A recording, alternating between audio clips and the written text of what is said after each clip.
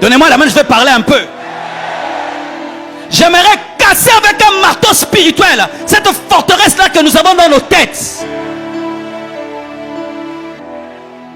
Que la sainteté est incompatible à la richesse. Heureux les pauvres, car le royaume de Dieu est à vous. Les pauvres en esprit, pas les pauvres en poche.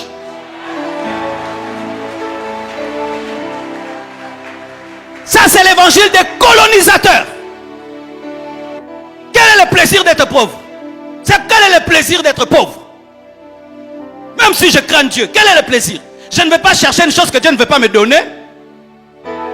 Je vais t'expliquer. Il y a des pauvretés, tu es pauvre parce que c'est l'épreuve.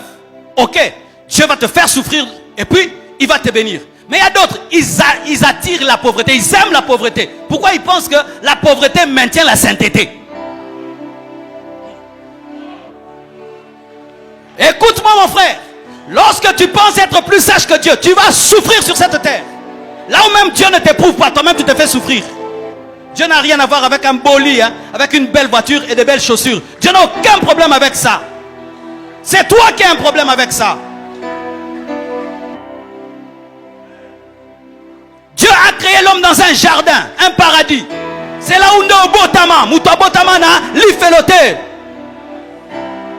L'homme a été créé dans la richesse. Et l'homme finira dans la richesse. C'est écrit dans la parole de Dieu. Quand un enfant ne sait pas payer les études, c'est un honneur pour toi. On te chasse de la maison, tu ne sais pas payer le loyer, ça c'est l'honneur. Tu ne peux pas nourrir tes enfants, ça c'est la joie. Tu seras concentré quand tu pries. Quand tu vas à l'université, tu sais qu'on va te chasser. Il y a quelle joie dedans? Quelle joie dedans? Pourquoi je vous parle quand je vous parle? Parce qu'il y a des choses que Dieu ne peut pas te donner tant que tu as des forteresses dans la tête. Ou des fois, tu sais que Dieu peut te demander de faire des grandes prières pour qu'il te donne des grandes choses, mais toi-même tu te prends tellement petit que tu dis, ah non, ça je vais abandonner Dieu. Tu vas abandonner Dieu en quoi?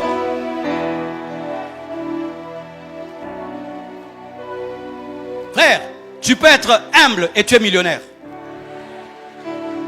Tu peux être fidèle à la femme et tu es milliardaire. Tu peux venir à l'église ici, tu as laissé une voiture de 100 000 $ là-bas, tu adores et tu te prosternes. Ça ne va rien déranger. Que de croire qu'il faut que je sois pauvre pour être spirituel. Ça c'est la chair, ça c'est la religion, ce n'est pas la Bible. Tu penses que Jésus à la droite de Dieu, le Père est dans la pauvreté? Jésus à la droite de Dieu, le Père est dans la pauvreté? Les anges sont dans la pauvreté? Michael vit dans la pauvreté? J'accepte la pauvreté quand c'est Dieu qui la veut pour me former, pour me façonner, me tailler. Je l'accepte et je ne peux même pas la fuir. Je la reçois de tout mon cœur parce qu'elle doit me former. Mais si Dieu a dit que l'étape est passée, je refuse. Pourquoi? J'ai besoin d'argent pour faire des choses.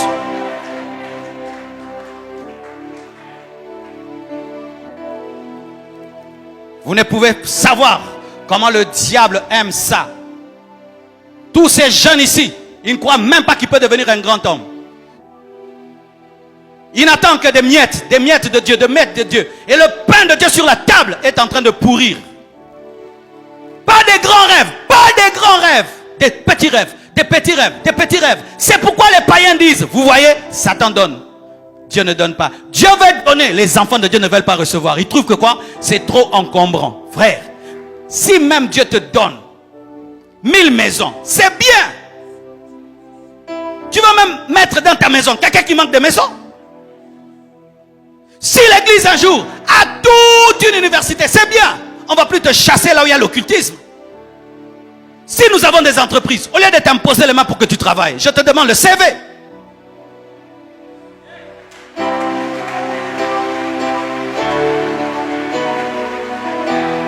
Et voici maintenant le problème que nous avons. C'est que, étant donné que cela est entré trop dans nos têtes, même quand nous prions, il faut écouter les prières des chrétiens. Seigneur Dieu de gloire,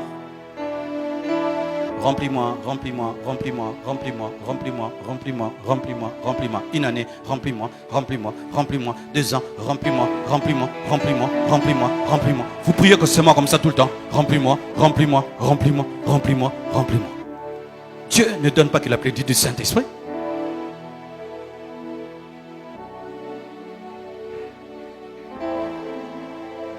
Dieu donne l'intelligence pour inventer.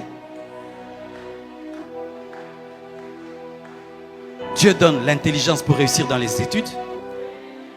Dieu donne l'intelligence pour devenir un homme d'affaires. Dieu ne donne pas l'intelligence que pour prêcher la Bible. Dieu donne l'intelligence pour devenir professeur. Il y a un frère de cette église qui est en train de donner cours à mes enfants. Depuis qu'il leur donne cours, mes enfants comprennent la mathématique plus qu'avant. Je n'avais pas besoin qu'il vienne enseigner l'hébreu à mes enfants. La mathématique. Le frère Nissi, il donne cours à mes enfants. Qu'est-ce qu'il a fait entrer dans ma maison? Ce n'est pas le parlant langue. Il a étudié. Il est fort en mathématiques. Il vient chez moi chaque semaine. La mathématique. Remplis-moi, remplis-moi. Tu ne peux pas devenir professeur d'université? Professeur d'université. Et tu entres. Corre santere bouche.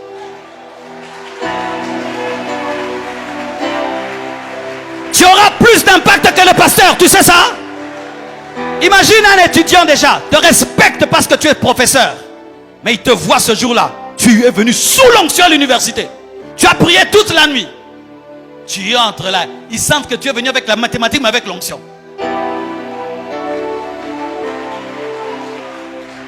Et puis tu dis, prenez vos notes. C'est Rabo Chantal là-bas. Et tu regardes un jeune garçon, tu dis, toi, tu joues dans tes études. Mais tu seras un grand homme. Sois sérieux dans tes études. Je te dis, cet étudiant-là ne va plus jamais blaguer. Vous êtes des dieux, vous mourrez comme des hommes. Des petits rêves. La provision de Dieu est en train de chômer. Parce qu'en nous, nous avons la religion. La religion. Nous sommes mal à l'aise dans la bénédiction.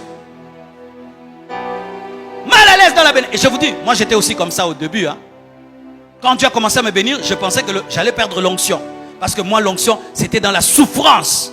Et maintenant, si on t'invite à prêcher quelque part, on te met dans un hôtel 5 étoiles, tout est beau, tu penses que le Saint-Esprit va partir. Tu dis, présence, il est là. Tu dis, oh, ici aussi, oui, je suis là. Mes frères, sur l'arche, il y avait de l'or. La Shekinah descendait entre des chérubins en or. L'or n'a jamais dérangé la gloire de Dieu. Donc nous allons nous rassembler comme ça, et nous rassembler comme ça, et nous rassembler comme ça. Mais on n'engendre personne de grand. On vous fait perdre votre temps. Mais des jeunes qui vont dans l'occultisme, ils ont des grands rêves. Influencer la terre, influencer le monde. Toi, que je m'en sorte seulement. Que je m'en sorte seulement. Que je m'en sorte seulement. Que je m'en sorte seulement. Que je m'en sorte seulement. Non!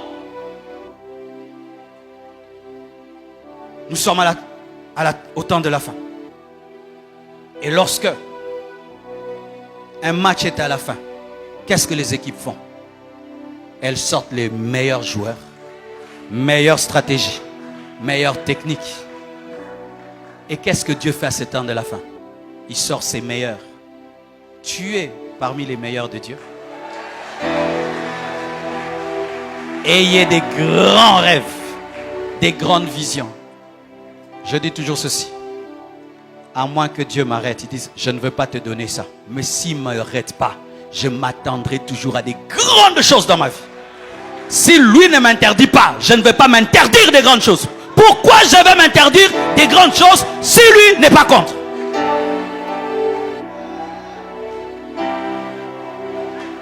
Quel est ce Dieu-là qui n'est à l'aise que dans ta souffrance et qui veut que tu pleures toute ta vie? Là, tu vas avoir l'onction. C'est pas Dieu. Ce n'est pas Dieu. Quand j'ai donné ma vie à Jésus, je suis tombé dans de telles églises. Si tu t'habilles bien, pourquoi tu t'habilles bien? Tu veux séduire les femmes. Tu vois, ils ont trop l'esprit d'impudicité. Voyant l'impudicité partout, il fallait qu'on soit toujours mal habillé, sans brosser nos dents, habillé en ayant. Là, on est spirituel. Si un de nous commence à bien s'habiller, oh, il est devenu mondain. Regardez comment Dieu habille les fleurs. Regardez comment Dieu peint les oiseaux. Regardez comment Dieu a créé le ciel et la terre. Regardez la pelouse. Regardez les fleurs. Regardez les animaux. Regardez la beauté du lion. La beauté du girafe. Regardez la beauté des animaux.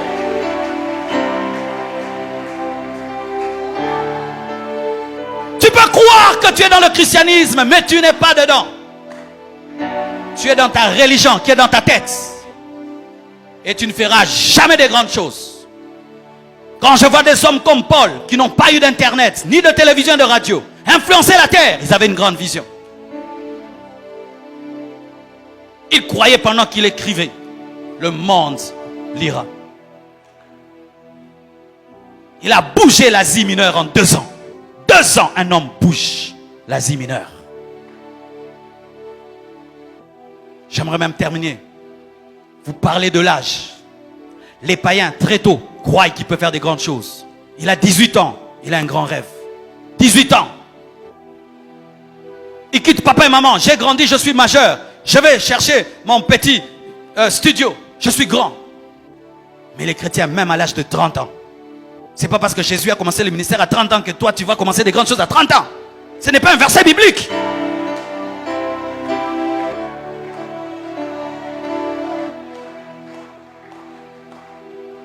Tu peux bouger le monde à 15 ans. Tu peux bouger le monde à 18 ans. Tu peux servir Dieu puissamment à 21 ans. Tu peux commencer une entreprise à 21 ans. Tu peux commencer un parti politique à 25 ans.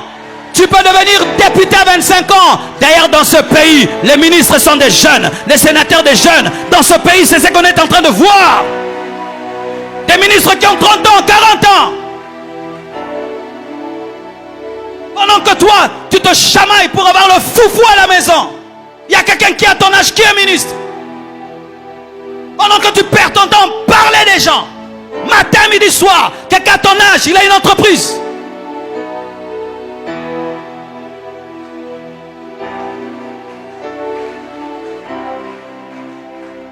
Il a ton âge, il a une entreprise. Toi, tu ne fais que parler du mal des gens. WhatsApp, WhatsApp, WhatsApp, WhatsApp. Envoyer des messages. Aimer, aimer. Mais il a ton âge. Il gère 10 personnes, 5 personnes. Pendant que tu dors jusqu'à 10 heures, il a ton âge. 4 heures du matin, il était déjà debout, en train de réfléchir. Vous savez, quand je veux tomber dans la léthargie spirituelle, je pense toujours à certains hommes de Dieu que je connais dans le monde. Et je dis, lui à cette heure-ci, il fait quoi? Il prie. Il lit la Bible. Il prépare son message. J'entre en prière, je prie. Il faut avoir des amis qui te challengent et qui te poussent à donner le meilleur de toi à Dieu. Que Dieu vous bénisse, qu'il vous bénisse, qu'il vous bénisse, qu'il vous bénisse, qu'il vous bénisse, qu'il vous bénisse, qu'il vous révolutionne, qu'il vous ouvre les yeux, qu'il vous donne la colère spirituelle, qu'il vous donne un grand rêve, une grande vision, que Dieu vous donne une grande vision, un grand rêve.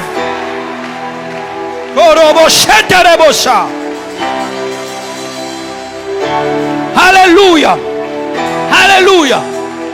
Oh, je n'impose plus le mal. Écoutez ceci. Quand tu écoutes un tel message, rentre chez toi à la maison. Va réfléchir sur ta vie. Va réfléchir sur ta vie. J'ai écouté un homme de Dieu qui s'appelle Mike Murdock il y a des années. Je l'ai écouté une fois. Je suis rentré chez moi, j'ai dit, je suis un aventurier.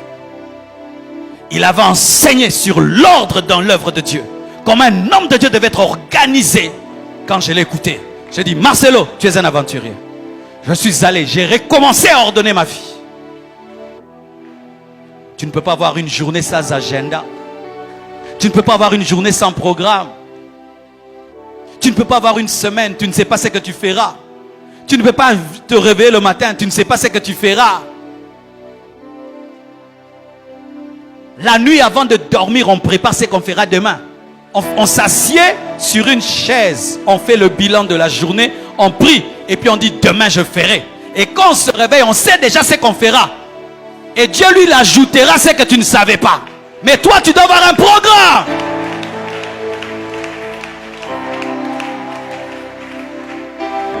Nous, avant d'être des Congolais, nous sommes des chrétiens.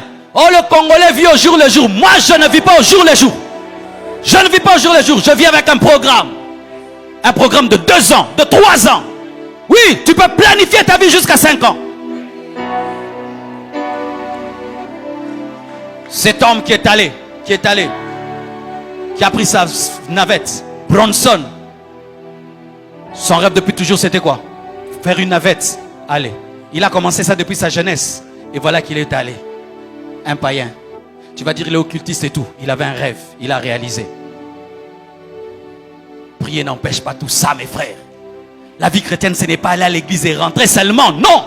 Entre l'église. Tu fais des choses. Et quand tu arrives, tu comprendras mieux mon message. Parce que Dieu va canaliser ma prédication en fonction de ce que tu es en train de devenir.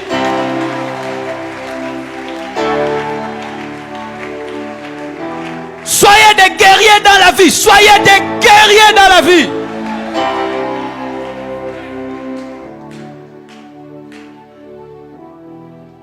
Les hommes ne te faciliteront pas la tâche. Et la vie est ainsi. Les gens ne t'aideront pas tout le temps. C'est ça la vie. Mais il y a un Dieu qui est disponible.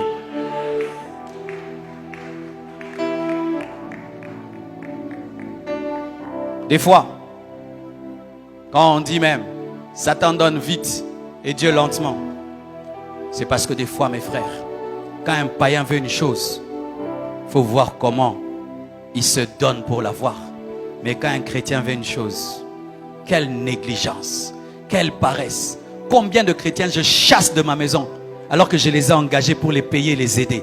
Tu sens vraiment qu'il ne sait pas se battre dans la vie, il ne sait pas garder un travail. Mais il est chrétien, mais tu dois le chasser du travail. Et il a prié à avoir ce travail. Tu lui donnes le travail. Il ne sait pas le garder. Mais tu le donnes à un païen. Tu vas voir. C'est nous qui des fois donnons des arguments aux païens pour ne pas croire. Il a étudié avec toi. Vous avez fini ensemble. Il regarde sa vie, regarde la tienne. Tu es un paresseux. Lui, il s'est battu.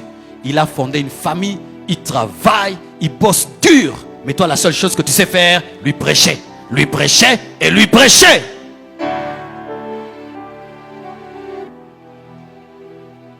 Les amis avec lesquels j'ai étudié, quand ils me rencontrent aujourd'hui, ils me respectent davantage.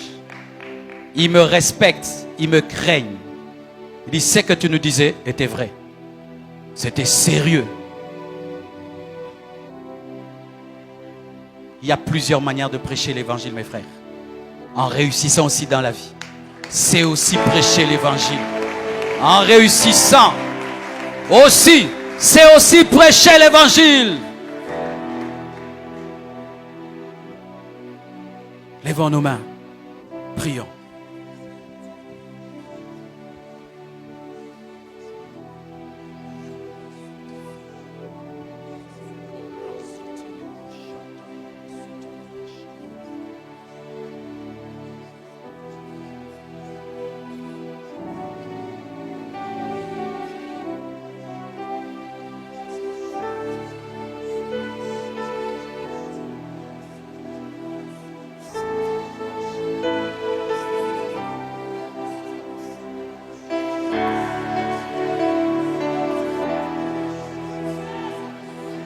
Prie comme un homme qui est défié, qui est révolutionné, qui en veut, et qui en veut plus, qui veut plus, qui veut plus, et qui veut plus, et qui veut plus.